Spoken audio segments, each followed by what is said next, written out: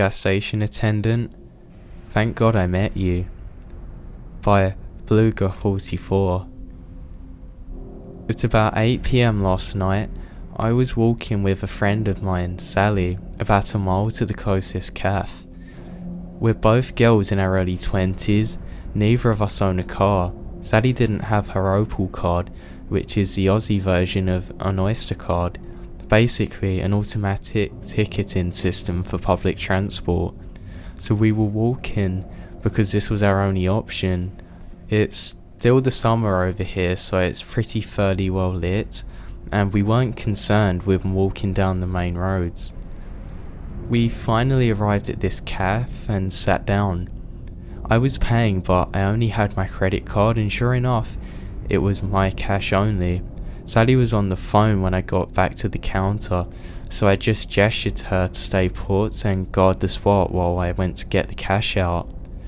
This is my home suburb, so I know there aren't no ATMs around, and my best bet is a gas station about a block away. I'm doing a light jog so I don't keep her waiting, when a balding, sweating guy approaches me in his late 40s with a tank top and no shoes on, comes pacing behind me as I pass the corner of the block. He walked behind me for about 100 meters. I didn't really think much of it. The gas station was the next building along.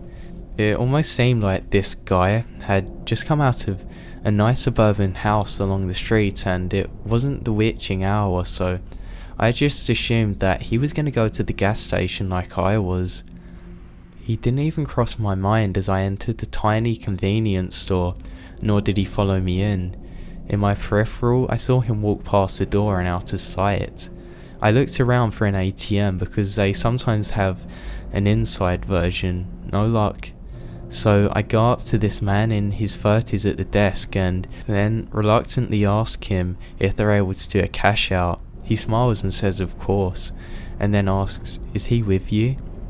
I have no idea who he's talking about at first, and then he points to the man from earlier, pacing around outside the store. Now keep in mind, he didn't look at all menacing. He wasn't going back and forth just outside the door. He was drifting in the space outside, from the pavement to the gas pumps to the store front, seemingly aimlessly. I assumed that he was on drugs. I tell the clerk no, not thinking much of all of this. He says, "Oh, he was staring at you before. I thought he was your dad." I laughed it off. I honestly wasn't concerned at all. He was still kind of wandering around outside, and I honestly couldn't imagine him being able to even fix a gaze on anything. I thanked the clerk for the cash, but before I turn away to leave, he says, "Just wait and see if he goes first." We waited for a few minutes in silence, and this guy begins to pace back and forth directly towards the front wall of the store, looking straight ahead and never into the store. It looked like he was just on drugs and was in an amble that seemed harmless. Not once did I even catch his gaze, so I figured it would be safe to just slip out the back door and just walk to the cafe in the fairly bright light of dusk, especially since Sally was texting me asking where I was. I thanked the guy for his concern once again, assure him that I don't know the guy and am not involved in some weird scheme to rob the store, and head for the door. The clerk then asked me if he wants me to walk with him. I say that it should be alright and begin walking away from the block. As I leave the store, the drifting man stops pacing and makes a beeline straight towards me from the other end of the building. I seriously didn't think much of this guy at all until this point, but for the first time, he was briskly walking in a straight line towards me. Not sporadic this time. The hairs on the back of my neck stood up, and I start power walking so he doesn't think I'm just actively trying to escape him, still trying to convince myself that I'm just being paranoid and I should be more casual. I also didn't look behind me to see how close he is. I've reached the pavement on the other side of the gas pumps when I hear the clerk run outside yelling, "Go, run, run!" I was really confused and decided that I'd just glance over my shoulder. While looking back, I can see that he's grabbed the man from behind, and the balding man isn't even glancing behind him or trying to escape. He's just watching me run away. That's pretty much the end of this story. I kept running until I've crossed the road and then turned around, standing still. The clerk is still just holding on to the odd strange man. The clerk and I just look at each other in the bewilderment of what just happened, not really knowing what to do. He makes a hand gesture to go, and I thanked him with some other hand gestures multiple times. I then go back to Sally with the cash and brought some food before walking back home a different way. I still haven't seen the weird guy since, and I have no idea what happened after this.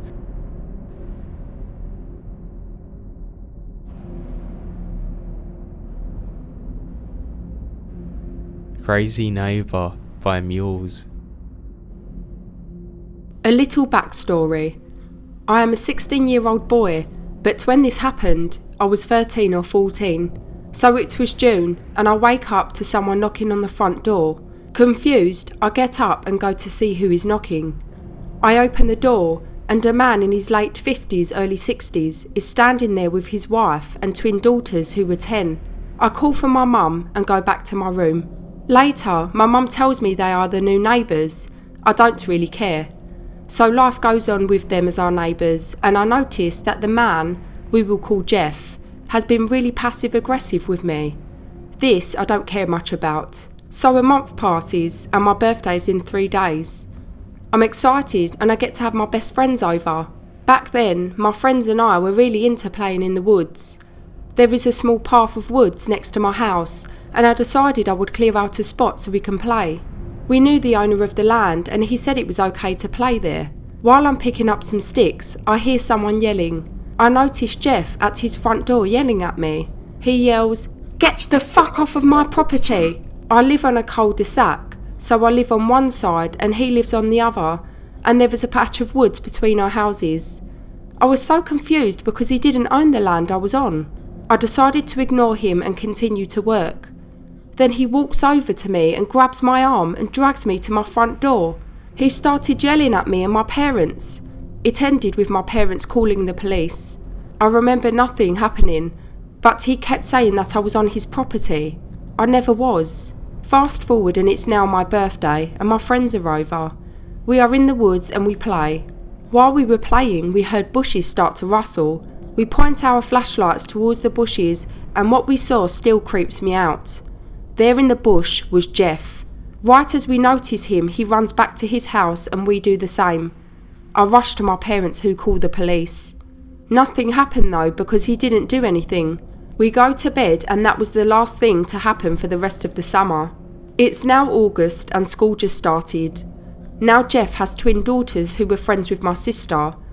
All three were in the same class and grade. I saw them a lot.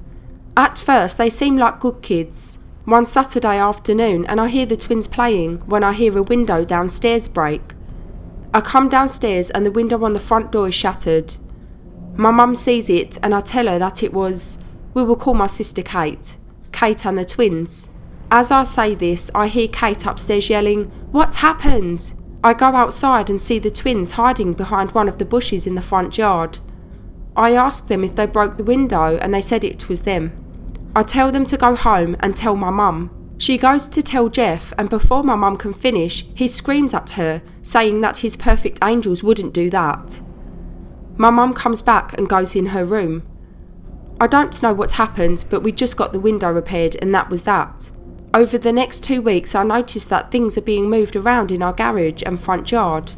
I thought it was my siblings or parents until I walk in the garage and see the twins moving my brother's bike. I yell at them and they go home crying. Apparently they have been doing it the whole time and I was pissed. I tell my mum and she once again calls the police. They say to just lock the door. The next day I went to my friend's house and while I was gone Jeff came over and started yelling at my parents saying that I attacked his twins. I didn't. My parents never told me all of what he said, but apparently he threatened to kill me. Great. So I'm terrified of being home alone because I thought he would kill me. So now it's the day before Christmas Eve and I'm outside playing on my phone and the twins come out of nowhere and grab my phone and run. I chase them, but they run in their house and I knock on the door and Jeff answers. I tell him that his twins have my phone. I was so scared, but I wanted my phone. He goes and gets it and throws it on the ground, shattering it. I scream at him and he pushed me down and said to get off his property. I called the police and he says that I tried to rape his daughters and I was brought in for questioning, and after a while they let me go because I never tried to rape the girls. I get home and I cry. I was so mad at him and scared. I didn't go outside the rest of winter break. So let's talk about his last month in my town. It's now May and school's finished. I was in my room and I hear the twins and Kate playing. Then I hear Kate crying extremely loud. I tell my dad and we go outside to see Kate crying on the ground with a gash on her head and a bloody rock on the ground. My dad goes to help her and it turns out that the twins hit my sister with a rock. I start yelling at the twins and Jeff and his wife come out. I tell the wife what's happened and she started freaking out. She had to have said sorry 4 times while trying to get the twins when Jeff says that Kate probably attacked the twins, and that pissed off my dad so much. My dad punched Jeff and it knocked him out. My mum calms down my dad and he takes Kate to the hospital, and I help Jeff in because his wife asked, and she has always been nice. Once I'm done with that, I go home and the police are called. No one presses charges and Jeff and his family leave 2 weeks later. So yeah, that's my story about my crazy neighbour. So Jeff and your twins, let's not meet again.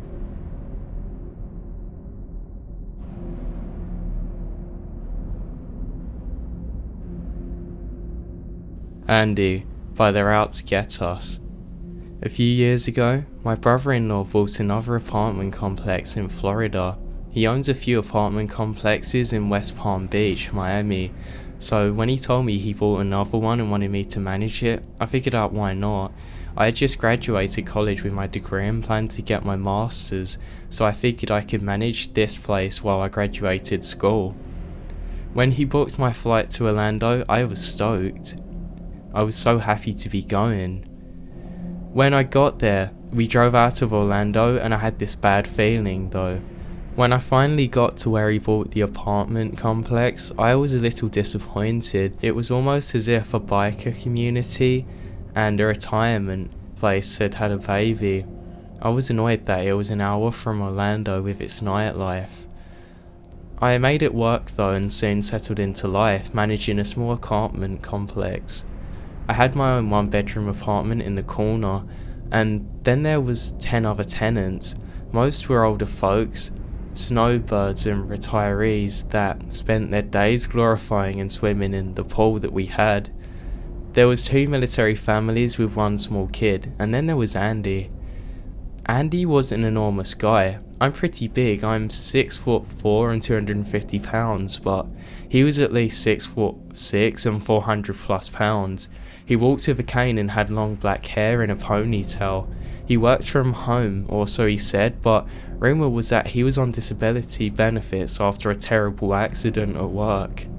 I didn't really care. He paid his rent on time and was always quiet and kept to himself. I only ever went to his place once when his AC cut out. To my surprise, he was pretty neat.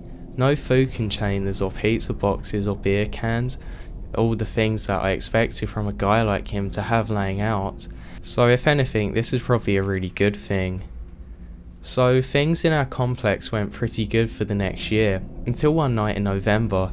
It was raining, it always does in Florida, and it was about midnight when someone rang my doorbell. I looked out and saw one of my tenants, Joseph. Joe was one of my retirees who retired to Florida to, in his own words, play golf and drink beer. Normally he was all smiles and jokes, but that night his face was pale and he looked frightened. I hate to bother you, Sam, but something ain't right with Andy. I put my jacket on and followed him to his apartment since Andy was his neighbour. He then put his finger to his lips and motioned for me to listen. I put my ear up against the door and heard Andy fighting with someone. It sounded like whoever he was fighting with was throwing things. I was taken aback as he never had a guest over in years. So I knocked and heard him stomp over to the door, opened it. Now, normally he was well dressed, put together, and like I said, he wasn't a messy guy. But He answered in a sweatshirt that had grease stains. His hair was limp and greasy and he smelt like body odour. I peered in and asked him what he was doing, and I could see that the place looked like an absolute disaster. He told me it was pretty much alright and shut the door in my face. I sent Joe back into his place, told him to let me know if he heard anything else, and went back to bed. The next morning I decided to pay Andy a visit to see if he was alright, and so I went into his place and knocked. I got no answer, so decided that I was going to try again later.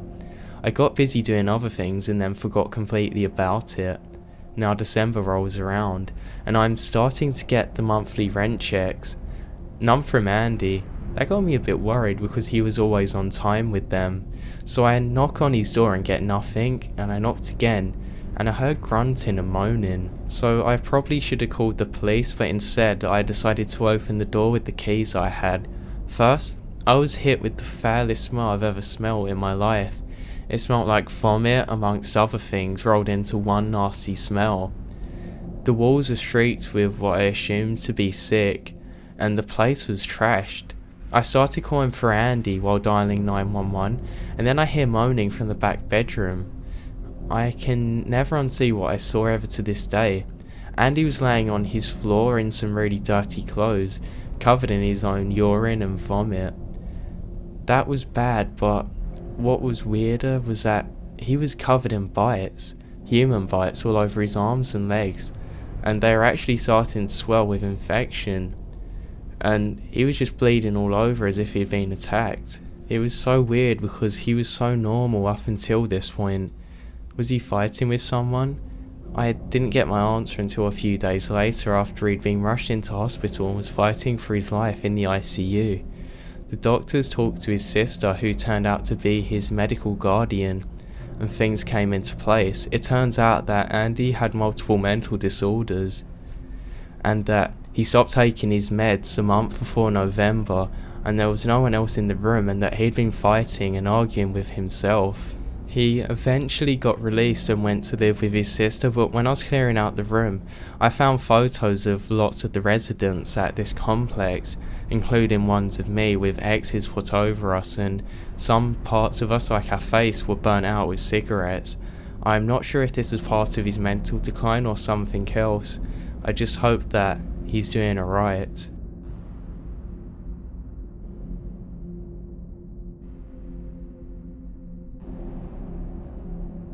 Terrifying Taxi Ride by Nightcrawler. I was recently reminded of this encounter by my mother. If she hadn't brought it up, I probably would have gone the rest of my life without thinking of this incident. But once she did, then all these memories came flooding back. My family travelled from the Midwest to the East Coast almost every year. We usually drove through Canada to New York, Vermont, New Hampshire, and then up to Maine, where my dad's family is from. We stopped at various tourist spots and resorts while on the trip. When I was somewhere around 6 or 7 years old, we were staying at a family-style resort in New Hampshire. It was a very large complex with 4 buildings full of hotel rooms, all facing each other, with a parking lot to the left, a small park or picnic area in the middle, and the outdoor pool with a fence around it to the right. Each building had 2 levels with outdoor stairs, and each room had a door that went outside, not into a hallway.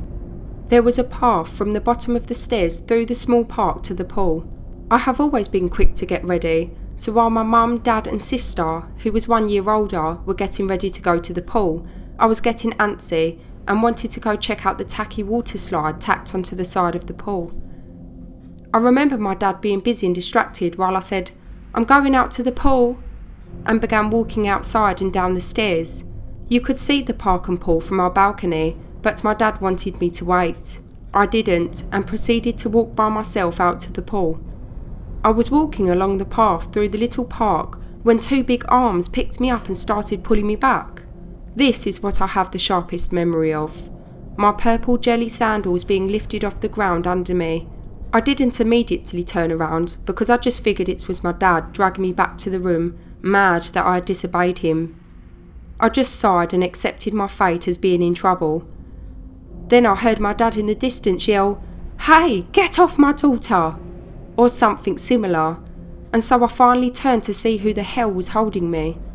It was some guy, really tall, really thin, wearing dark colours. He had a car that was pulled up right to the park, not parked in a parking spot or anything, only about 20 feet away. I looked and saw my dad barrelling down the motel stairs holding my sister's water noodle and wearing his bright green neon water shorts. The dude saw my dad, dropped me, and then dove into the car, which promptly took off. I cried because I had scraped my leg in the fall. My dad chased the car for a short while, but they quickly picked up speed and were gone. I have no idea if the licence plate was recorded or the cops were called. We did continue to go to the pool and play, but I remember that my dad was in a bad mood the rest of the afternoon, and I couldn't get him to play in the pool with me. He usually was a big reader, but he just sat in a chair peering around the parking lot and looking miffed the rest of the afternoon. Who knows what would have happened if my dad hadn't been walking out behind me or looking out the window. I was honestly probably 10 seconds away from being thrown into that car and taken God knows where. So, creepy dude in New Hampshire, let's not meet again. This story didn't happen to me, but to a very close male friend of 7 years. I was hanging out with him and a couple of other friends, and we were talking about our creepy experiences. Here is the story from his perspective. A little bit of background. I was 16 years old when this happened, living in Amman City, the capital of Jordan in the Middle East. I was in high school.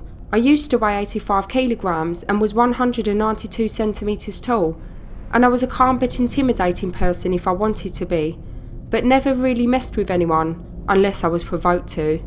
I just got off school and decided I wanted to go downtown because I was bored and didn't want to stay at home. And I wanted to get some DVDs and games to enjoy later. So I decided to take the bus as I wanted to save money, but I had to take a taxi to the bus stop, which was about less than 10 minutes by car. When I stopped to come in taxi, inside the vehicle appeared a light-skinned man with black greasy hair, wearing a worn-out dark green shirt and a pair of jeans, who looked to be between the age of 30 to 34, and addressed me through the passenger window and asked, "Hey, where do you want to go? I need to go to the bus stop that takes me downtown. It is only 10 minutes away." "Well, I can take you downtown if you like. I'm going to pass by that area. I can drop you there and you don't have to pay me." At this point, a red flag should have gone off in my head, but I thought this man just wanted to be kind, and I really didn't want to go through the hassle of more than one trip. So I decided to hop into his car and we would be on our way. Looking back on it now, this was a big fucking mistake. Now, there are different ways to head downtown, and I only knew a couple of ways. As the man was driving, he started to take different routes that I had never seen before. Still, no alarm bells started ringing, as I only assumed that he was just taking a shortcut to get away from traffic. By this point, 20 minutes have passed, and I began to feel uneasy. Usually from the bus route I take, it only needs about 20 minutes to get downtown when there is little to no traffic. But I brushed it off once again. Then suddenly the man began to speak in his calm yet suspicious tone. "Hey, do you mind if I use your phone? I want to see if you have any videos or music I can send via Bluetooth." I found this to be a strange request, but seeing as the man was giving me a free ride, and the fact that I didn't have anything private in my phone, I handed it to him as I didn't want to be impolite and was just trying to break the awkward atmosphere. He played with the phone a little bit, then proceeded to put my phone with his own under the empty space of the driver's door handle. Doubts began circling my mind and I felt vulnerable without my phone. Yet despite all this, I silenced my doubts and stared to the window outside. The feeling of dread and uneasiness only grew more as I was not able to make out where we were exactly anymore. As the man kept driving, I only started to see empty road with only desert on both right and left sides, with only a couple of old worn-out rusty shipping containers. It is getting darker at this point, and this is where things get even creepier. The man proceeds to pick up his phone and began to speak to someone at the end of the line, shouting the following with an angry voice. "I am coming to fuck you up, motherfucker. You better prepare yourself as I'm coming to beat you up, you son of a bitch." As soon as the man ended the phone call, I knew something was absolutely wrong. Looking more closely at the phone he was holding, I was able to recognise that the phone he had was the type of phone that doesn't have Bluetooth. Alarm bells started ringing loudly in my head. The whole call came out of nowhere and I could feel the dread, and the fear was absolutely real. I asked him for my phone back, growing nervous and impatient with each word escaping my mouth. He looked at me with this strange and annoyed look and said, "I just wanted to see what you got on your phone." By this point, I had enough, and I sternly told him to give me my phone, the anger and fear barely contained in my voice. He hesitantly obliged after muttering back and forth, and I just knew I had to get out this car. Feeling a rush of adrenaline, I decided to pretend I was talking to my parents and created a scenario where there was an emergency and that I had to get back. So I began telling the man that I need to return back immediately and told him to drop me off right here and right now. As I was seeing an upcoming traffic light, I knew that this was my only chance of escape. I was not sticking around any longer to know where this man is taking me to God knows fucking where. As soon as the man stopped at the traffic light, I spoke to him in my most intimidating voice to open the passenger door.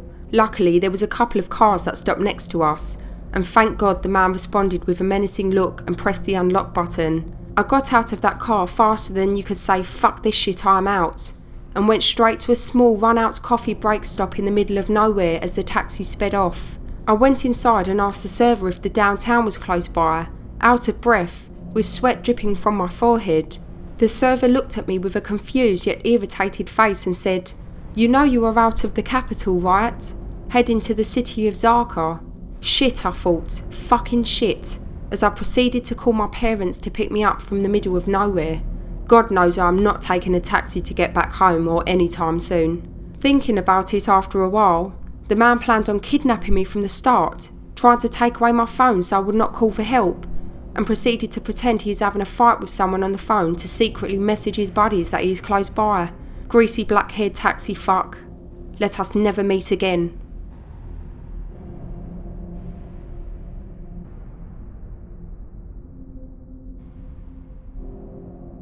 You Won't Regret It by Crossroadsredlines.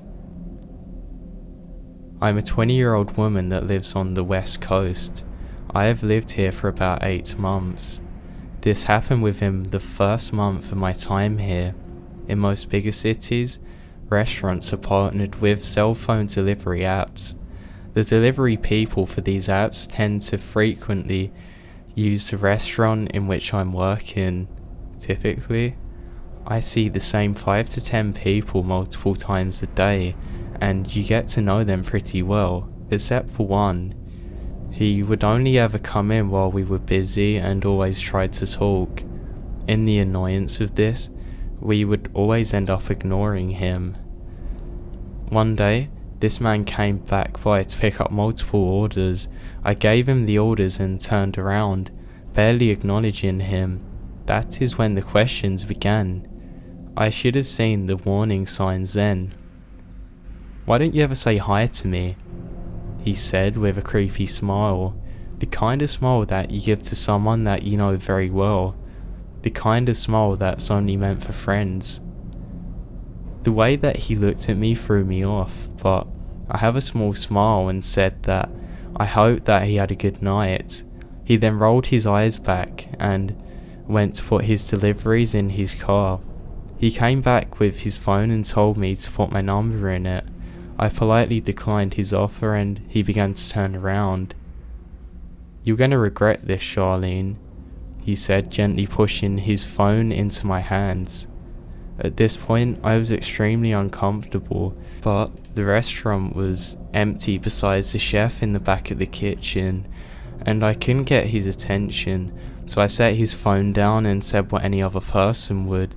I wrote down a fake number on a napkin. To my own horror, he picked up the number and began to dial it into his phone. He puts it up to his ear and rolls his eyes in frustration. "Just give me your real number."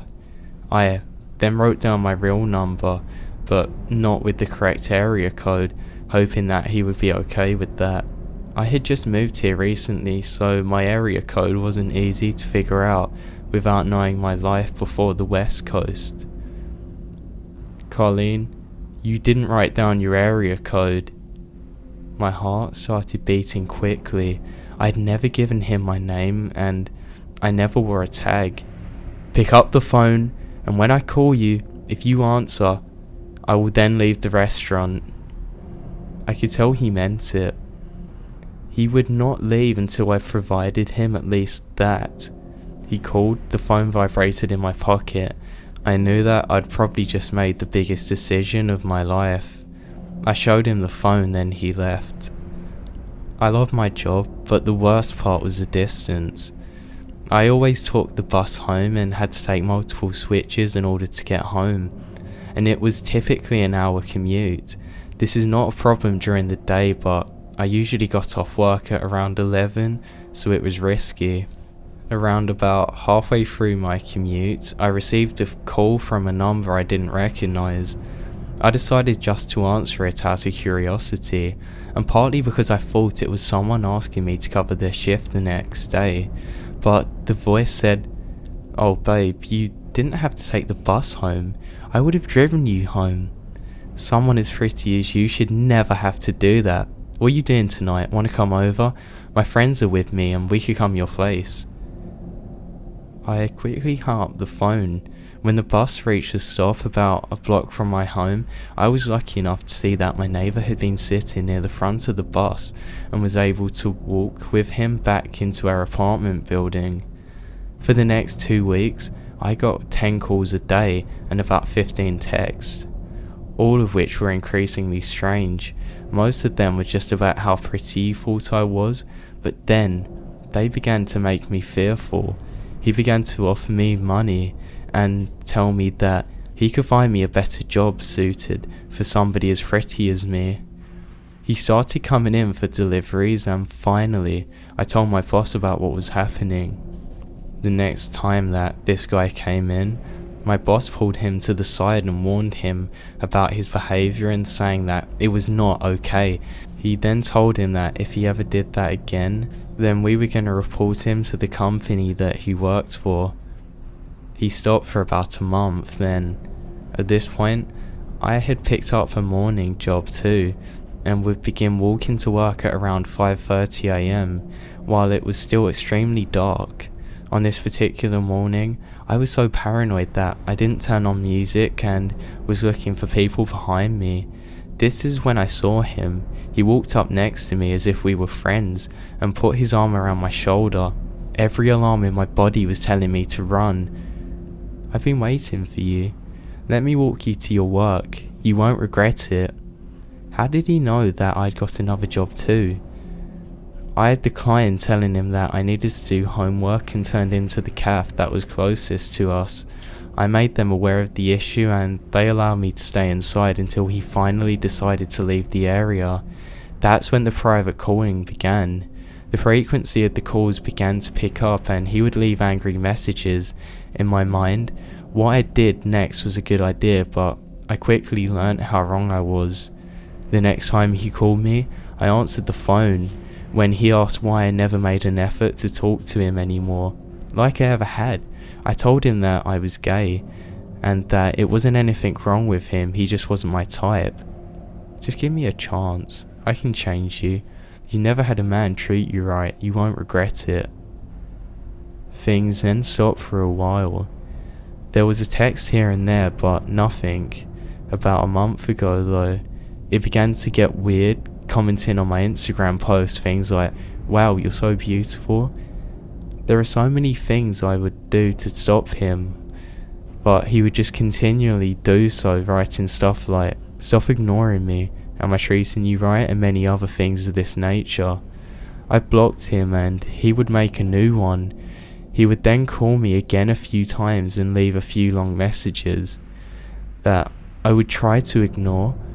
I stopped taking the bus and made sure that everyone between my friends and family were fully aware of the situation in case anything happened to me. Then he showed up again, this time on Valentine's Day, at 3 AM outside of my window. I woke up to my name being screamed outside of my window. You see, I live on a busy street and my bedroom has large windows.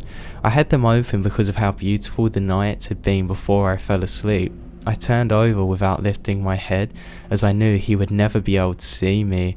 About every 5 minutes he would scream my name and say that he could see me and knew I was there. He told me to come down and talk to him, and right before he left he said one more thing that I almost didn't hear. "You're going to regret this." That was a few days ago. I haven't had anything happen yet. Really quickly, sorry about my absence recently. I've just been really unwell and I lost my voice for quite a while, like a week or so, or maybe a week and a half, and you can probably hear a bit of that in some of the narrations in this. So yeah, sorry I was gone for a bit, but now that's out of the way. I wanted to say a massive thank you and shout out to my friend Morbid Minds. That's the other narrator you can hear in this video. She's got a really good channel and I really strongly recommend you go and check her stuff out and subscribe to her and support her. So thank you Morbid for featuring on this video. Thank you again everyone for watching this video. Where I'm coming back now, I was probably unwell for about a week and a half. I'm doing things better now. Like, I've got multivitamins, so hopefully that will stop me getting unwell, but I guess only time will tell. So we'll see, but I should be a lot better now and not have to have time off from it, but you can't help them things. So yeah, I'm going to keep on featuring other narrators because I know that's what a lot of people have asked for, and where I'm becoming well again, I'm going to be able to upload more. So yeah, so for the rest of this month it's just going to be like upload and collab. So yeah, it's going to be good. So yeah, thank you again everyone. I hope you have a good day. I'll talk to you soon.